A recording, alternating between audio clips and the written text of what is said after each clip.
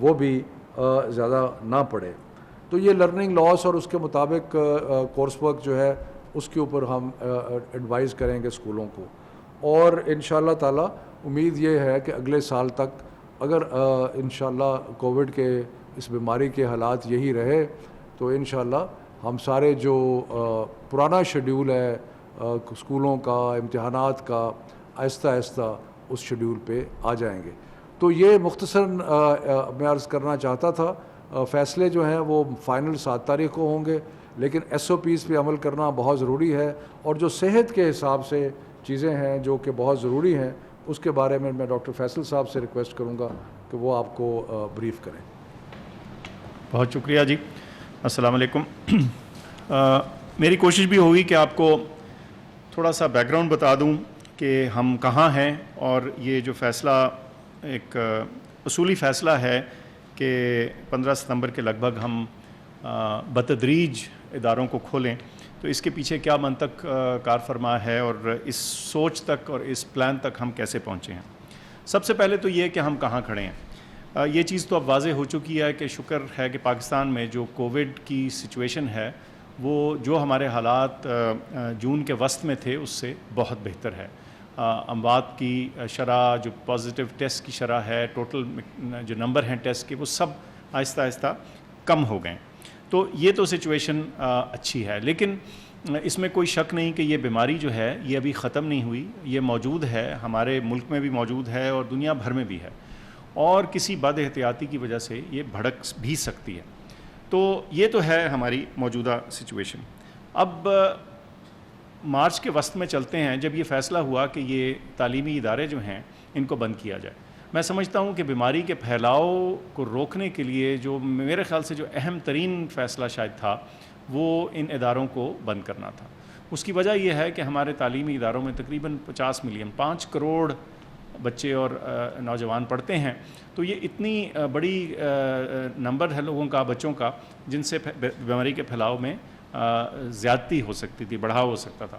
تو یہ ایک بہت اہم فیصلہ تھا اور اس وقت میرے خیال سے اس کا خاطر خواہ اثر بھی ہوا ہے. اور آج ہم جس سچویشن میں ہیں اس میں اس فیصلے کا بھی ضرور دخل شامل ہے. اب مسئلہ یہ ہے کہ ہم ایک حد تک ہی یا ایک لمٹ تک ہی ان اسکولوں کو اور اداروں کو بند رکھ سکتے ہیں. ہماری آئندہ عالم والی نسل نے پڑھنا بھی ہے، تعلیم یافتہ بھی ہونا ہے، سکلز بھی اختیار کرنی ہے، بچوں نے ایک دوسرے کے ساتھ انٹریکٹ کر کے دیگر سوشل سکلز بھی حاصل کرنی.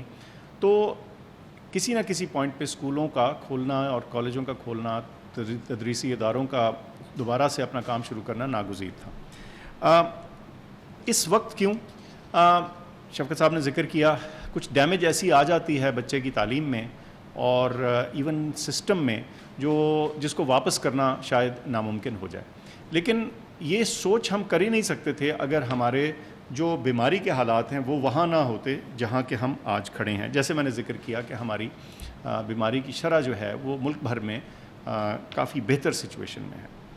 لیکن معاملہ یہ ہے کہ جب یہ 5 کروڑ بچے دوبارہ سے اپنے اداروں میں جانا شروع کریں گے تو ایک رسک ڈیفینیٹلی کریٹ ہوگا. اس رسک کو ہم نے کیسے مینج کرنا ہے اور اس رسک کو کیسے کم کرنا ہے، اس خطرے کو کیسے کنٹرول کرنا ہے، اس کے کچھ جسے کہتے ہیں کی ایلیمنٹس ہیں جس پہ عمل کرنا بڑا ضروری ہے. ایک کا ذکر شفقت صاحب نے کیا، وہ یہ کہ ہم ادارے بتدریج کھولیں گے، سٹیج وائز کھولیں گے. ایک عمر کے بچے ایک وقت پہ شروع ہوں گے، کچھ دن چھوڑ کے، اور پہلی اوپننگ کا اثر دیکھنے کے بعد پھر اگلی سٹیج پہ ایک مختلف ایج گروپ کے بچے، اور پھر آخر میں ایک اور عمر کے بچے، تاکہ یہ ایک بتدریج سٹیج وائز اوپننگ ہو اور ہر اوپننگ کا ہم اثر سائنسی طور پہ دیکھ سکیں اور اس پہ کچھ فیصلہ کرنے میں آسانی ہو سکے. دوسرا اہم جو پہلو ہے اس ساری چیز کو ممکن بنانے کا اور اس خطرے کو قابو میں رکھنے کا، وہ ہے کہ ہم نے کلاس سائز کو کم رکھنا ہے. اب کلاس سائز کو کم رکھنے کے مختلف طریقے ہیں. جن اسکولوں کے پاس فالتو کمرے ہیں وہ ان میں سیکشنز بنا سکتے ہیں، لیکن اکثر اسکولوں کو کچھ ایسی اسٹریٹجی اپنانی پڑے گی جس میں آدھے بچے ایک دن کلاس اٹینڈ کریں اور آدھے بچے کسی اور دن کریں، یا ان کے جو اسکول کے وقت ہیں وہ فرق کر دیے جائیں. لیکن جو اصول ہوگا وہ یہ کہ آپ نے اگر ایک کلاس میں 40 بچہ ہوتا ہے تو ایک وقت پہ 20 ہو اور جو دوسرے 20 ہیں وہ کسی اور دن یا کسی اور وقت آ کے وہی والا کورس دوبارہ سے پڑھیں. تو یہ کلاس سائز کی جو کمی ہے اس میں ایک اہم چیز ہے. تیسرا جو اہم جز ہے وہ فاصلہ رکھنا ہے, اور وہ فاصلہ کلاس سائز کو چھوٹا کر کے ہی ہوگا.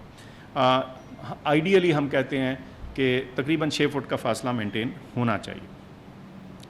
پھر ایک بہت اہم طریقہ کار یا ایک اسٹریٹجی جو ہے جو اس بیماری کے پھیلاؤ میں رکاوٹ بنتی ہے وہ یہ ماسک کا استعمال ہے. لیکن کئی دفعہ لوگ کہتے ہیں کہ جی مہنگے ہیں, ہر کوئی افورڈ نہیں کر سکتا. بچے تو سارا پاکستان جو ہے, جب اچانک سے آپ نے اتنے سارے بچوں نے ماسک استعمال کرنا ہے تو لوگ کیسے اس کو افورڈ کر پائیں گے؟ تو میری گزارش ہے کہ یہ ضروری نہیں کہ یہ جو سرجیکل ماسک ہے یہ استعمال ہو. یہ جو فیبرک کا, جو کپڑے کا ماسک ہے جو گھر میں بن سکتا ہے, اور 2 ماسک بنا لیجئے اور بچہ ایک دن پہنے دوسرے دن دھل جائے اور وہ سائیکل چلتا رہے. تو یہ بہت کم قیمت پہ ری یوزیبل فیبرک کا ماسک جو ہے یہ استعمال ہو سکتا ہے, اور یہ بھی کارآمد ہے اس کام میں. اس کے علاوہ ہاتھ دھونے کی اہمیت تو بہرکیف ہمیں اپنے معاشرے میں ویسے ہی پتہ ہونی چاہیے, لیکن اس بیماری کے دوران صابن اور پانی سے ہاتھ دھونا اور یا سینیٹائزر کا استعمال, دونوں میں سے جو بھی چیز آپ کے لیے ممکن ہو اس کو اڈاپٹ کرنا بڑا ضروری ہوگا. ایک ایلیمنٹ اس کھولنے میں, اس کو سیف بنانے میں اور اس کو ایک منطقی رخ دینے میں اس چیز کا ہے کہ جو ادارے کھلیں گے اس میں سے چند ہم چن کے جو ہے اس پہ سیریل سینٹینل ٹیسٹنگ کریں گے. یعنی ادارے چن کے ان میں ایک پروپورشن آف ٹیچرز اور بچے جو ہیں ان کو ہر 2 ہفتے کے بعد ٹیسٹ کیا جائے گا, یہ دیکھنے کے لیے کہ بیماری کا پھیلاؤ کس طرف کو جا رہا ہے, اور خدا نخواستہ کوئی ہمیں اپنے فیصلے پہ نظر ثانی کرنے کی ضرورت تو نہیں. اچھا, یہ سارا کام صرف آپ کے اسکول یا آپ کا ملک یا آپ کا شہر یا صوبہ اس کو اکیلے سے مینج نہیں کر سکتا. جیسے میں نے عرض کی 3 لاکھ کے قریب اسکول ہیں, 5 کروڑ بچہ ہے, 20 لاکھ کے قریب ٹیچرز ہیں, پڑھانے والے ہیں. تو کچھ اس میں رول اور جسے کہتے ہیں نا حصہ ہمیں بطور ماں باپ, بطور ٹیچرز بھی ڈالنا پڑے گا.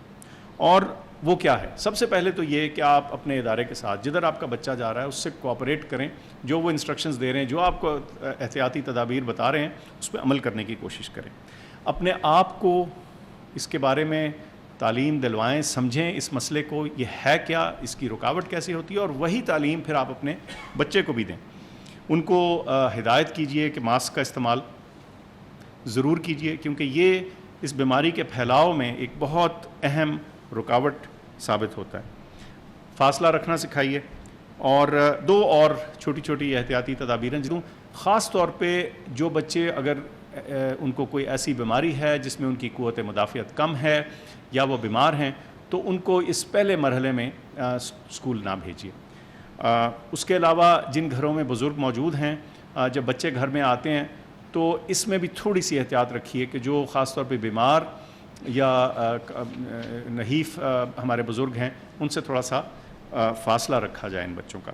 اب ہم یہ بھی سمجھتے ہیں کہ چونکہ ہم سارے ملک کے لیے ایک سیٹ ہدایات کا دے رہے ہیں, یہ ہر چیز ہر ایک پہ ایگزیکٹلی اسی طرح فٹ نہیں ہو پائے گی. ہر ایک کے لیے کچھ نہ کچھ اس میں ایڈجسٹمنٹ اور جسے کہتے ہیں اڈاپشن کی ضرورت پڑے گی. تو میں سمجھتا ہوں کہ ہم ایک بہت کیپیبل ہمارا ملک ہے, آپ کے سامنے ہماری کووڈ رسپانس ہے, ہمارے لوگوں کی کوآپریشن سے یہاں تک ہم شکر ہے ہم پہنچے ہیں. تو میرا یقین ہے کر لیں اس مسئلے کو کہ ہم سمجھ لیں کہ ہم نے اس میں تعاون کرنا ہے اسکول کا اور انتظامیہ کا, تو میں سمجھتا ہوں کہ اس مشکل مرحلے سے بھی ہم سرخرو ہو کے گزر جائیں گے. بہت شکریہ. میں اس میں تھوڑا سا ایڈ کرنا چاہتا ہوں کہ ڈاکٹر صاحب نے بڑے تفصیل سے بتایا کہ جو بنیادی اسٹینڈرڈ آپریٹنگ پروسیجرز ہیں وہ اپنانے بہت ضروری ہیں, لیکن ان سب چیزوں کو کرنے کے لیے ٹیچرز کا اور ہیڈ ٹیچرز کا ایک بہت بڑا رول ہے. اس لیے کہ والدین انشاءاللہ تعالیٰ اپنی طرف سے پوری کوشش کریں گے اور جو بھی SOPs ہیں, ماسک ہو گیا بچوں کے لیے, وہ سارے چیزیں کریں گے. لیکن جب ایک دفعہ بچہ اسکول میں آ جاتا ہے تو اس کے بعد ذمہ داری جو ہے وہ جو ہیڈ ٹیچرز ہیں اور جو ٹیچرز ہیں ان کی ذمہ داری بنتی ہے. تو اس کے لیے بہت ضروری ہے کہ جیسے ڈاکٹر صاحب نے کہا کہ ڈینسٹی کم کر کے, اسپیسنگ کر کے, وینٹیلیشن کا خیال رکھنا اور انشور کرنا کہ یہ سارے جتنے بھی چیزیں پرسکرائب کی گئی ہیں ان پہ عمل درآمد ہو. مشکل مرحلے ضرور ہوں گے کہ جس وقت بریک کا ٹائم ہوتا ہے بچوں کا آپس میں گھلنا ملنا, لیکن اس کی کوشش کی جائے کہ وہ بھی ایک آرگنائز طریقے سے